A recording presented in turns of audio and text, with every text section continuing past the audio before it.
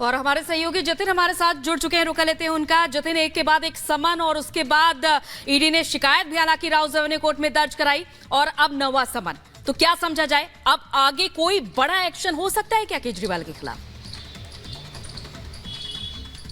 आज बिल्कुल देखिए, हेमंत सोरेन की जब हम बात करते थे तो उनको भी 9 समन दिए गए थे। 9वां समन उन्होंने स्किप किया और 10वें समन पर जब ईडी की टीम पहुंची उनके घर तो उनकी गिरफ्तारी कर ली गई। तो कहीं ना कहीं अरविंद केजरीवाल को इस बात का डर बिल्कुल होगा कि अगर उनके साथ भी यही चीज हुई कि 9वां समन जब ईडी इशू कर चुकी है और वीरवार को उन्हें पेश होना है, अगर वो पेश नहीं होते हैं तो जाहिर तौर पर ईडी कुछ ना कुछ कार्रवाई तो करेगी। और ईडी के पिछले 9 समन पर जब आप नजर डालेंगे तो आप समझ पाएंगे कि हर 3 समन के बाद ईडी ने कोर्ट का रुख किया और उसी 2 शिकायतों के आधार पर कल अरविंद केजरीवाल को 15,000 के मुचलके पर जमानत मिली है। लेकिन एक तरफ ईडी अधिकारियों का यह भी कहना है कि जो दूसरा मामला है जल बोर्ड का, वो शराब घोटाले से बिल्कुल अलग है और उस मामले की जांच कोई नई जांच नहीं है। 2023 में इस मामले में बिल्कुल जतिन, यानी कि कुल मिलाकर ये मान लिया जाए कि अब केजरीवाल की मुश्किलें आने वाले दिनों में बढ़ सकती हैं। शुक्रिया तमाम जानकारी के लिए। रुक बढ़ते हैं आगे और बात करते हैं अब बयानवीर स्वामी प्रसाद मौर्य की। स्वामी प्रसाद मौर्य ने देवी लक्ष्मी को लेकर एक आपत्तिजनक बयान दिया था, जिसे लेकर यूपी में एमपी एमएलए कोर्ट ने स्वामी के खिलाफ एफआईआर दर्ज करने का आदेश दिया है। लेकिन सवाल यहां पर यह है कि स्वामी प्रसाद मौर्य आए दिन हिंदू आस्था को चोट पहुंचाने के लिए क्यों ऐसे बयान देते हैं? क्या इसके पीछे कोई गणित है? क्या उनकी जुबान फिसलती है या सोची समझी रणनीति के तहत वो ऐसे बयान देते हैं? रिपोर्ट देखिए।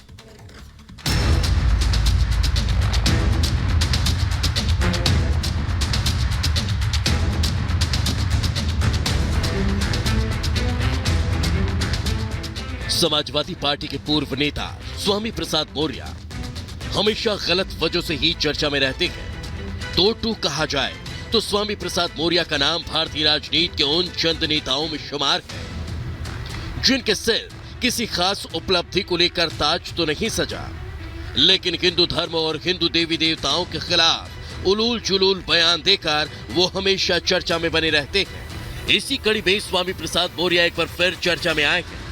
फर्क बस इतना है कि इस बार उनके खिलाफ यूपी कोर्ट ने एफआईआर दर्ज करने का आदेश जारी किया है। देवी लक्ष्मी का अपमान, स्वामी के बयान पर संग्राम। दरअसल समाजवादी पार्टी के पूर्व महासचिव स्वामी प्रसाद मौर्य के खिलाफ कोर्ट का यह आदेश उनके खिलाफ रागिनी रस्तोगी नाम की महिला की शिकायत पर हुआ है। रागिनी रस्तोगी का आरोप है कि पिछले 15 नवंबर को अखबारों में छपे उनके एक बयान से करोड़ों हिंदुओं की भावनाएं आहत हुई हैं, जिसके लिए उनके खिलाफ कानूनी कार्रवाई की जानी चाहिए। जिसके मद्देनजर उत्तर प्रदेश के एमपी एमएलए कोर्ट ने स्वामी प्रसाद मौर्य के खिलाफ हिंदुओं की धार्मिक भावनाओं को चोट पहुंचाने के लिए एफआईआर दर्ज करने का आदेश दिया है। हालांकि स्वामी प्रसाद मौर्य के खिलाफ ऐसे आरोपों की फहरिस्त लंबी है, जिसमें उन्होंने देवी देवताओं के खिलाफ आपत्तिजनक बयान दिए हैं। लेकिन इस बार उनके जिस बयान ने उन्हें कानूनी पचड़े में फंसाया है वो ये है। स्वामी प्रसाद मौर्य के लिए इस बार मुसीबत थोड़ी बड़ी है, क्योंकि इस बार कोर्ट ने उनके खिलाफ सोशल मीडिया एक्स पर किए गए आपत्तिजनक पोस्ट के साथ साथ मीडिया में दिए गए उनके एक बयान की जांच का आदेश भी दिया है। वहीं समाजवादी पार्टी छोड़कर अपनी अलग पार्टी बना चुके स्वामी प्रसाद मौर्य की इस मामले पर अब तक कोई प्रतिक्रिया सामने नहीं आई। लेकिन लोकसभा चुनाव सिर पर होने की सूरत में कानूनी पेच उनकी मुसीबत बढ़ा सकते हैं। हालांकि दलित पिछड़ा की राजनीति के धुरंधर खिलाड़ी स्वामी प्रसाद मुसीबत की हर चौकड़ी से राजनीतिक फायदा निकालने में माहिर है। इसलिए उन्हें करीब से जानने वाले राजनीतिक विश्लेषक भी ये मानते हैं कि स्वामी इस मुसीबत का भी राजनीतिक मुनाफा कमा ले जाएंगे। घर की लक्ष्मी तो घरवाली ही होती है, क्योंकि जितना बेहतर तरीके से घर का रखरखाव, देखभाल, सुख समृद्धि, संपन्नता और परिवार को आगे बढ़ाने की चिंता जिस मनोयोग के साथ गृहिणी करती है, वैसा कोई भी नहीं कर सकता है। और इसीलिए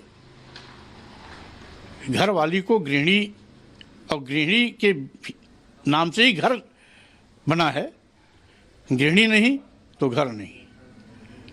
तो इसलिए जब घर की सही लक्ष्मी घरवाली है तो उसकी पूजा करने से एतराज क्यों? किसी को परहेज क्यों? और इसीलिए मैं चाहता हूं कि हमारी जो देश की संस्कृति रही है, यत्र नार्यस्तु पूजन्ते रमन्ते तत्र देवता। दरअसल स्वामी की बयानबाजियों के पीछे सीधे फोटो का गणित है, जिसमें स्वामी की नजर उत्तर प्रदेश की करीब 25 लाख बौद्ध आबादी पर है। खासकर स्वामी प्रसाद मौर्य उन नव बौद्धों को साधना चाहते हैं जो हिंदू धर्म छोड़कर बौद्ध बने हैं। इसमें सबसे ज्यादा आबादी दलितों के साथ कोयरी और पाल जैसी पिछड़ी जातियों के लोगों की है। बेल्ट के हिसाब से बात करें तो पूर्वी से लेकर पश्चिमी यूपी तक कई जिलों में बौद्ध धर्म को मानने वाले लोगों की आबादी अच्छी खासी है। खासकर पूर्वांचल में सोनभद्र, कुशीनगर, देवरिया, संत कबीर नगर के बौद्ध धर्म मानने वालों की तादाद अच्छी खासी है। तो वहीं पश्चिमी उत्तर प्रदेश के मेरठ, गौतम बुद्ध नगर और सहारनपुर जैसे जिलों में भी बौद्ध आबादी ठीक ठाक है। जानकार बताते हैं कि स्वामी प्रसाद मौर्य की नजर बीजेपी और बसपा के उसी वोट बैंक पर सेंध लगाने की है और यही वजह है कि स्वामी प्रसाद मौर्य हिंदू देवी देवताओं पर आपत्तिजनक बयान देकर हिंदू वर्ग के लिए खलनायक बनने से भी पीछे नहीं हटते, क्योंकि उन्हें मालूम है उनके तारणहार यूपी के 80% आबादी में नहीं 20% में छिपे हैं। Bureau report, Republic Bharat.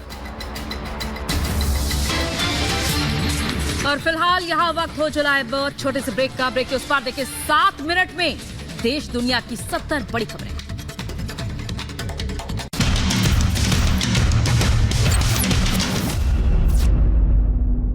वहाँ पे पूरा जनरेशनल हिस्ट्री है, उसे छोड़कर जा रहे हैं। अब ये अपने राजनीतिक फायदा है उनका, उनका नहीं कॉन्फिडेंस में आ रहा है कि हम यहाँ से नहीं निकल पाएंगे। जहाँ निकल पाएंगे, जहाँ उनको उम्मीद है कि मैं जीत जाऊंगा, वहां से बाहर निकल के आ रहे हैं। महाराज रेली अमेठी नहीं तो यूपी में कहीं कुछ मिलेगा कांग्रेस को, लग रहा है आपको? यूपी में मुझे लग रहा है कि कांग्रेस को 2 से 3 सीटों से ज्यादा नहीं मिलेगी और बीजेपी का पूरा हल्ला बोल रहेगा यूपी में।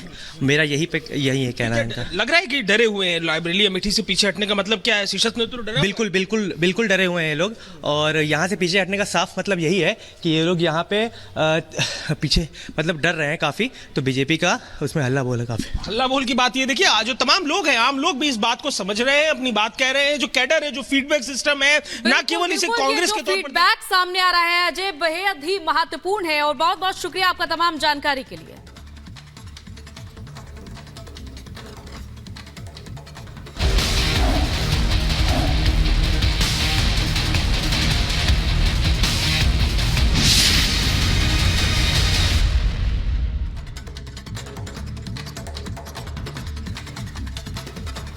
और चलिए अब इसी के साथ आगे बढ़ते हैं। बात अरविंद केजरीवाल की करेंगे, जिन्हें ईडी के 2 समन मिल गए हैं। जल बोर्ड घोटाले को लेकर समन जारी हुआ है। 18 मार्च को ईडी ने पूछताछ के लिए बुलाया है। जल बोर्ड केस से रिलेटेड बात कर रहे हैं। पहली बार केजरीवाल को समन हुआ है। तो दूसरी तरफ शराब घोटाले की बात करें तो उसमें भी समन जारी हो चुका है। ये बड़ी जानकारी हम आप तक पहुंचा रहे हैं। 2 समन ईडी के बैक टू बैक नोटिस मिलते हुए अरविंद केजरीवाल को नजर आ रहे हैं और दूसरी तरफ अरविंद केजरीवाल की जो मुश्किलें हैं वो कम होने का नाम नहीं ले रही हैं। शराब घोटाले मामले की जांच की आंच पहले से अरविंद केजरीवाल के ऊपर है और उसके बाद अब ये जल बोर्ड घोटाला, जिसको